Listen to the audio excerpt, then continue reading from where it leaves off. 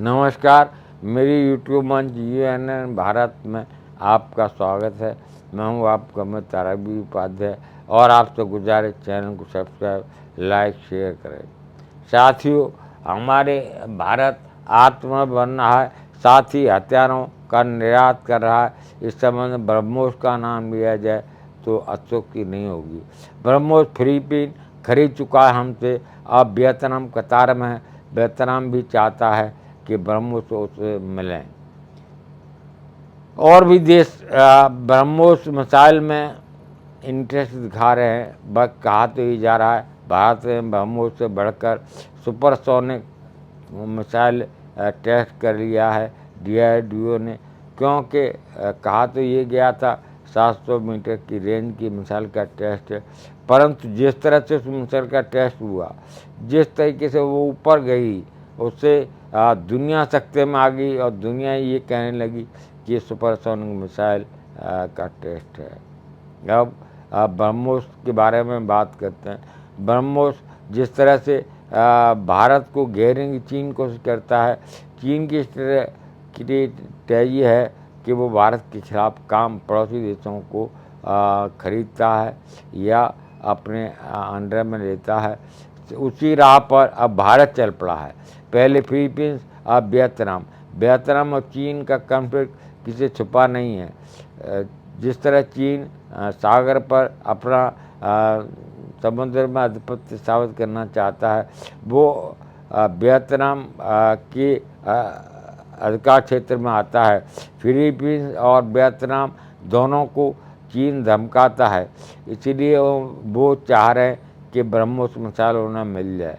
ब्रह्मोस वो मिसाइल है जो एक बार गलती से चल गई थी और पाकिस्तान में पहुंच गई थी और पाकिस्तान को पता भी नहीं लगा।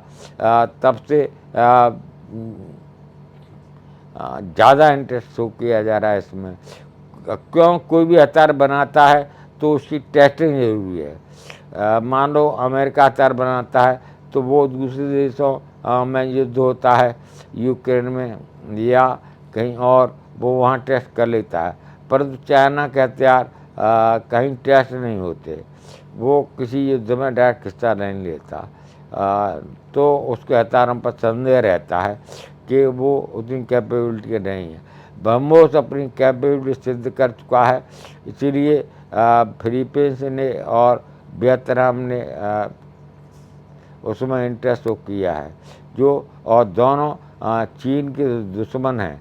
भारत ने फिलीपींस को मिसाइल दे दी है, अब वियतनाम चाहता है उसे भी दीजिए। देश अब सही फैसला लेना होगा। परंतु चाइना को चारों तरफ से घेरने के लिए ये ज़रूरी है कि हम उसके दुश्मन देशों के, पड़ोसी देशों के जिनसे सीमा विवाद है, उनको ब्रह्मोस सप्लाई करें। वहाँ एक और मज़ेदार बात बता रहा हूँ। पेंगोंग लेक में हमने बात की थी, फिंगर 4 से 8 तक हम हमारी टुकड़ियाँ गश्त करती थी, परंतु चाइना ने फिंगर 4 तक सीमित कर दिया। अब पेंगोंग लेक पर एक पुल नज़र आ रहा है, बन गया है। उस पर गाड़ियाँ चलती हुई नज़र आ रही हैं। चीन के इरादे ठीक नहीं है। पेंगोंग लेक पर, ये पेंगोंग लेक 130 किलोमीटर लंबी है। इस पर पुल बनाने का मतलब है कि भारत में डायरेक्ट एंट्री। जहाँ पेंगोंग लेक में झड़प हुई थी चीनी और हिंदुस्तानी सैनिकों की, उसी जगह पर अपना इंफ्रास्ट्रक्चर मजबूत कर रहा है चीन। भारत भी कसर नहीं छोड़ रहा। भारत भी जितनी क्षमता है उतनी क्षमता में कर रहा है। चीन हमेशा से विस्तारवादी नीति रही है। वो जिस क्षेत्र पर कब्जा कर लेता है, 4 कदम कब्जा करता है और 1 कदम पीछे हट जाता है।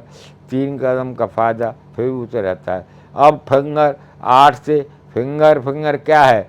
ये फिंगर हैं पहाड़ों की वो चोटियाँ, जिनको नाम दिया गया फिंगर 8 तक जाते थे, अब फिंगर 4 पर समेट दिया।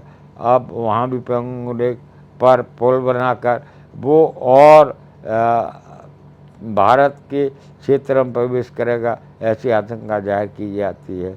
भारत क्या करेगा इस पर सबकी नज़र है भारत क्या जवाब देगा, नहर बनी हुई है। आप क्या राय रखते हैं, कमेंट करिए। आप कमेंट हमारा मार्गदर्शन करते हैं। पुनः आपसे गुजारिश, चैनल को सब्सक्राइब, लाइक, शेयर करें। नमस्कार।